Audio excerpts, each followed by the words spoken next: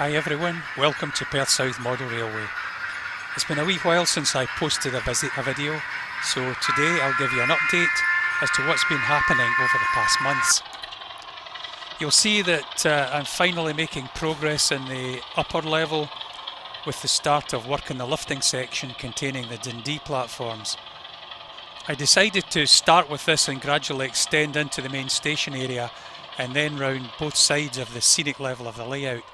This will allow me to keep running trains right round the low level meantime until everything else is complete, at which point I'll reconfigure the lifting section at the door to the final arrangement, allowing trains to pass from the lower to the upper level and back down again. I'll do a video on the lifting section in the coming weeks. You'll also see signals in the layout now, and you might ask why put signals on this lower non-scenic section. Well, two reasons. I wanted to prove that my concept worked for the control of the signals. Second, when running trains manually in between computer operated trains, you have to obey the signals just as per the prototype. And while the signal aspects are shown in the switchboard and in the on-screen throttles, I can see sometime in the future we'll have tiny cameras in each train and you could drive them round the layout like a real train driver. So I decided to fit the signals to the low level before moving on to the upper scenic level. Again, watch out for a video on this in the coming weeks. However, the main time in the layout over the summer was spent running trains, trying to improve reliability and ensure everything works properly before moving to the upper level.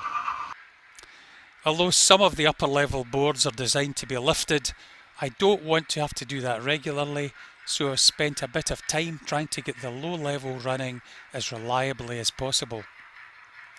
Generally, I have to say it's run really well, and the only biggish problem I have had is with the Pico Code 100 points and their propensity, once the centre spring is removed, for the blades to slide forward out of position, resulting in wheels catching and derailing.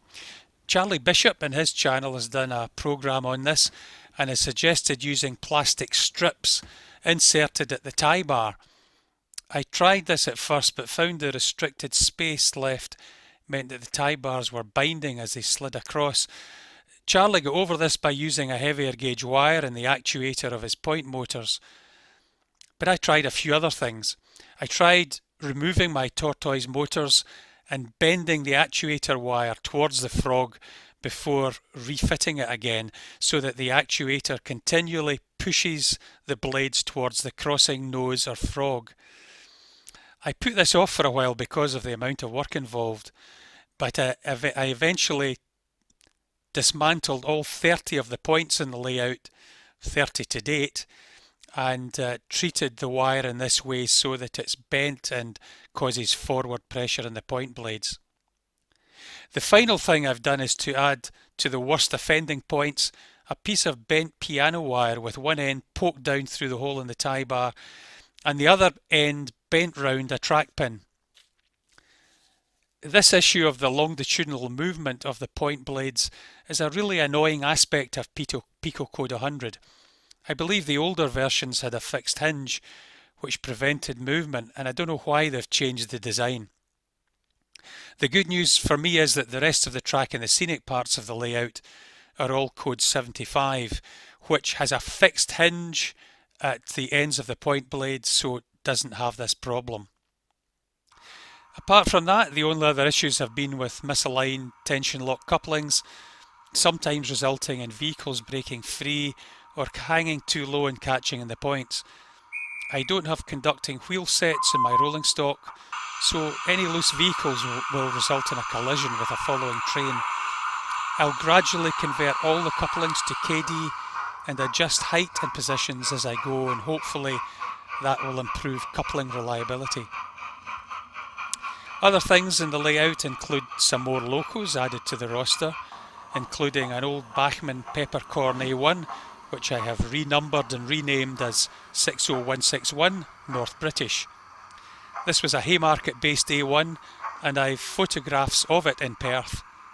It's been fitted with a Zemo decoder with Paul Chetter sounds, Another loco added is a Kingmoor Clan, number 72005, Clan McGregor.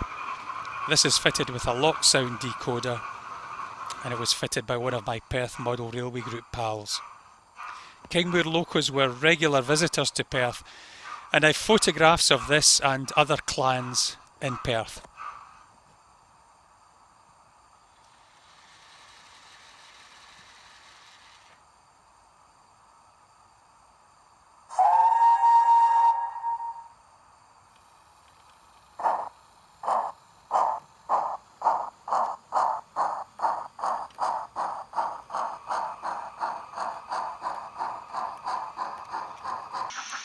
Finally, I have a Hornby J36 63111 Hague. Again, a lock sound decoder with DC Kit's wheel tapper sounds. I'm planning to renumber this as a Dundee or Thornton J36 in due course. All my stock still require detailing and weathering once I've moved on further with the layout and also plucked up the courage to do it. Next time I'll show you how my signals are connected and worked. In the meantime, I'll leave you with some more recent running session footage. And may I wish you all a very Merry Christmas and a great New Year.